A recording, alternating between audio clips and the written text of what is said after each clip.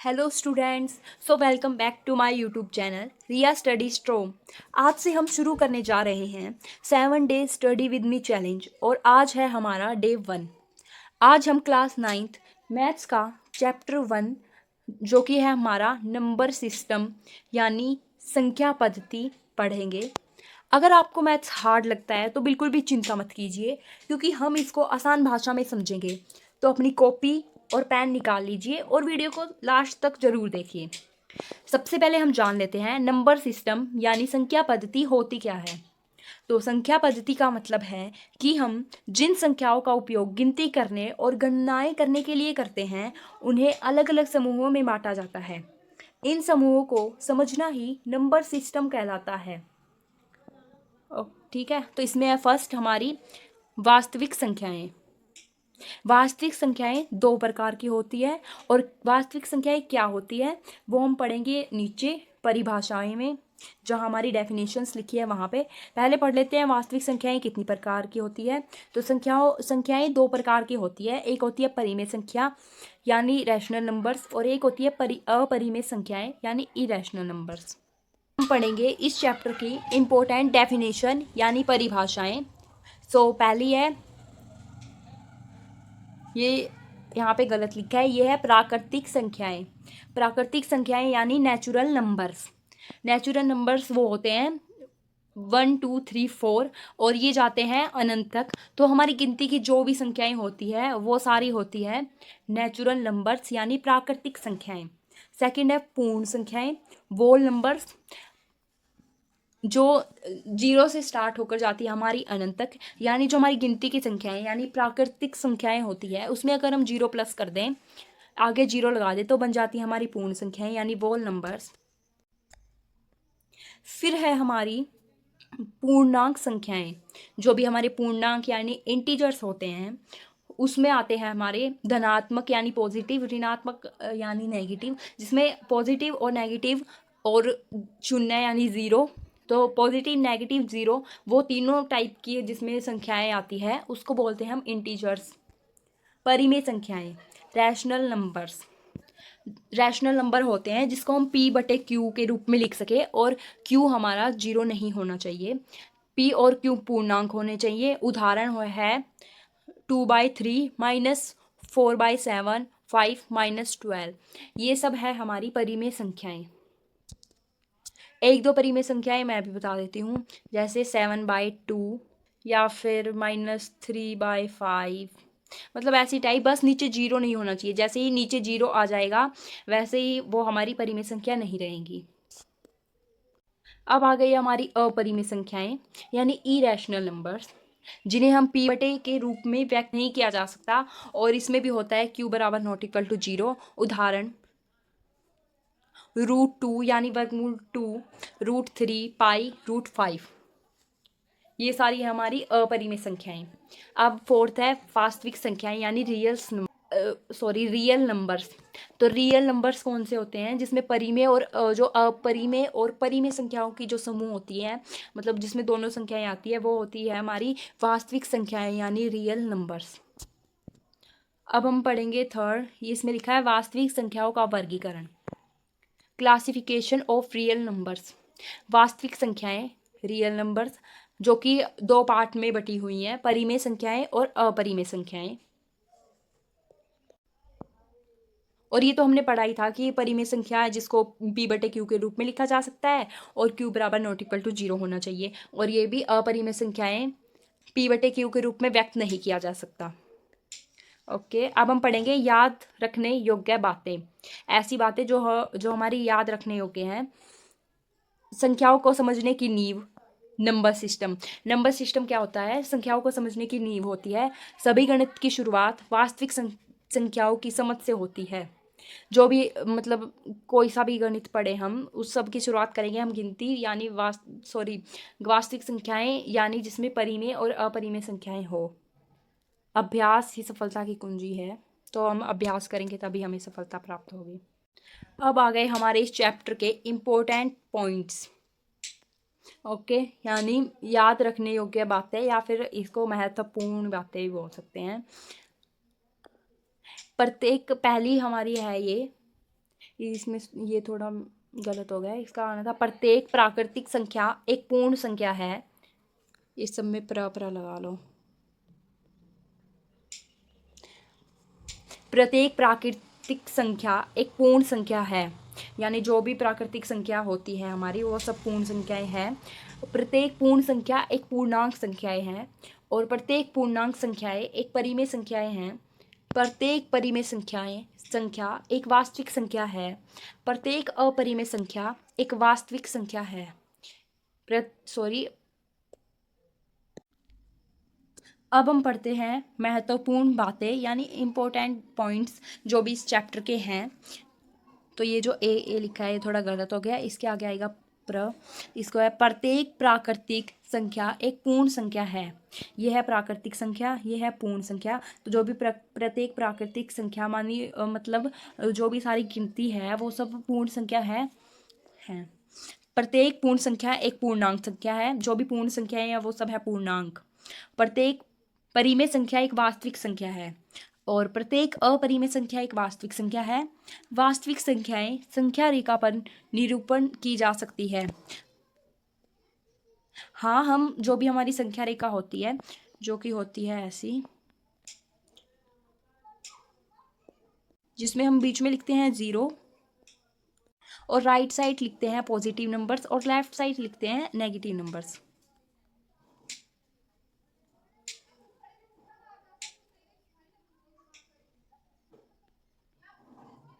ये ऐसी होती है हमारी संख्या रेखा। तो ये सही है। ये इम्पोर्टेंट पॉइंट कि प्रत्येक वास्तविक संख्या रेखा पर निरूपित की जा सकती है। वर्गमूल 2 एक अपरिमेय संख्या है। अभी हमने पढ़ा था कि वर्गमूल 2 एक अपरिमेय संख्या है। 0 न तो धनात्मक है और न ही ऋणात्मक है। हाँ, 0 बीच में आता है, वो ना धनात्मक है ना ऋणात्मक है। प्रत्येक परिमेय संख्याएं दशमलव के रूप में तो समाप्त होती हैं या आवर्ती होती हैं। जो हमारी परिमेय संख्याएं होती है वो दशमलव के रूप में या तो समाप्त होती है या आवर्ती होती है।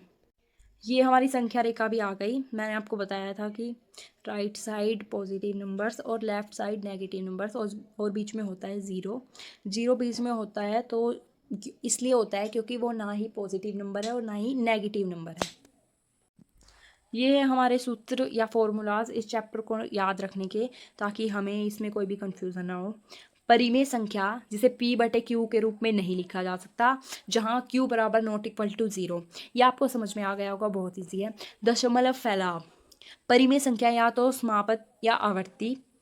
अपरिमेय संख्या न समापत न आवर्ती। दो परिमेय संख्याओं का योग घटाव गुना भाग परिमेय संख्या। अगर हम दो परिमेय संख्याओं का योग करेंगे, दो परिमेय संख्याओं को जोड़ेंगे, घटाएंगे, गुणा करेंगे, भाग करेंगे तो हमें हमेशा मिलेगी परिमेय संख्या। दो अपरिमेय संख्याओं का योग घटाव गुना भाग हमेशा अपरिमेय नहीं होता। मतलब अगर जैसे हमारी दो परिमेय संख्या है 7/5 प्लस 2/3, अगर हम इसको सोल्व करेंगे तो हमारे पास आएगी परिमेय संख्या। चलो करते हैं, तो इसको करते हैं सोल्व। तो आ गया 5 3 × 15। तो यहाँ पे लिखेंगे, नहीं यहाँ पे 3 नहीं लिखेंगे।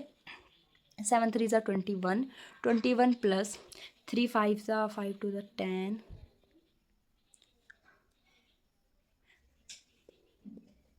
ये है हमारा आंसर। तो मतलब नीचे आया 15, हमने इसे P/Q के रूप में लिख दिया है।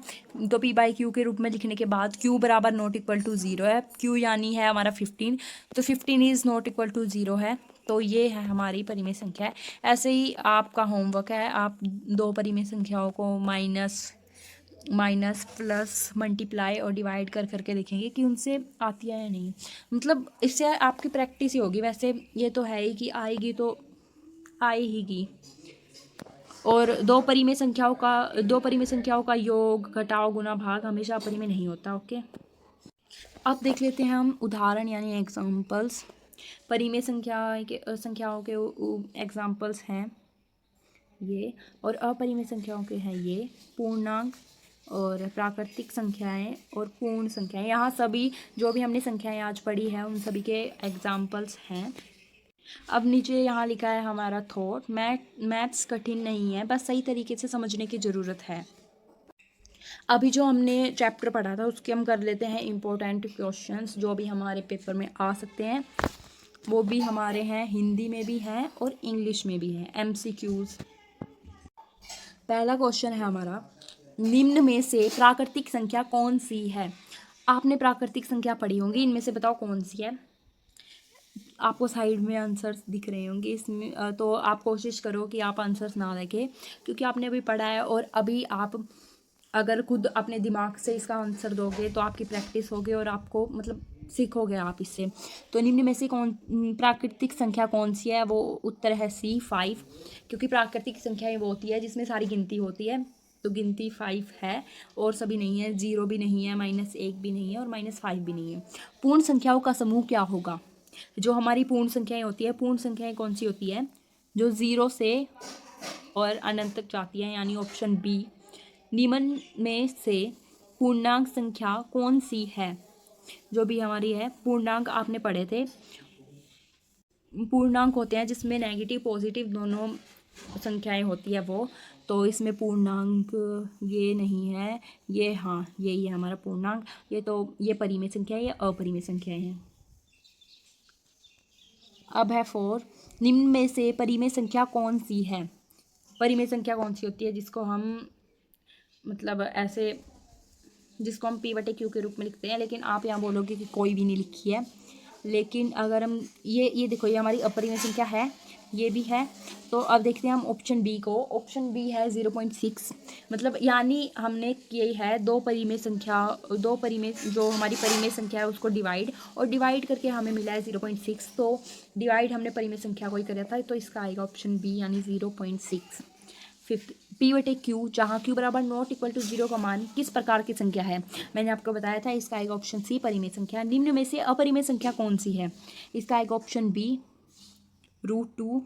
वास्तविक संख्याएं किससे मिलकर बनी होती है। जो हमारी वास्तविक संख्याएं होती है वो मिलकर बनी होती है परिमेय और अपरिमेय संख्याओं से, यानी ऑप्शन सी। शून्य किस प्रकार की संख्या है, प्राकृतिक संख्या, पूर्ण संख्या, पूर्णांक, इसका आएगा ऑप्शन डी, उपरोक्त सभी। निम्न में से किसे P/Q के रूप में व्यक्त नहीं किया जा सकता। P/Q के रूप में हम, इसका आएगा ऑप्शन सी, यानी √5, क्योंकि √5 एक अपरिमेय संख्या है और अपरिमेय संख्या को कभी P/Q के रूप में व्यक्त नहीं किया जा सकता। 10th, संख्या रेखा पर ऋणात्मक संख्याएं किस ओर होती है। संख्या रेखा पर ऋणात्मक संख्याएं, जो हमारे नेगेटिव नंबर्स हैं, वो किस ओर होती है। इसका एक ऑप्शन बी, यानी बाई ओर, लेफ्ट साइड। अति लघु उत्तरीय प्रश्न, अब हम देखते हैं वेरी शॉर्ट आंसर टाइप जो हमारे क्वेश्चंस हैं वो, ये भी हमारे इंपॉर्टेंट क्वेश्चंस ही हैं जो हमने ऊपर किए थे वो भी, और ये भी। इससे हमारी हो जाएगी प्रैक्टिस। प्राकृतिक संख्याएं क्या है, उदाहरण दीजिए।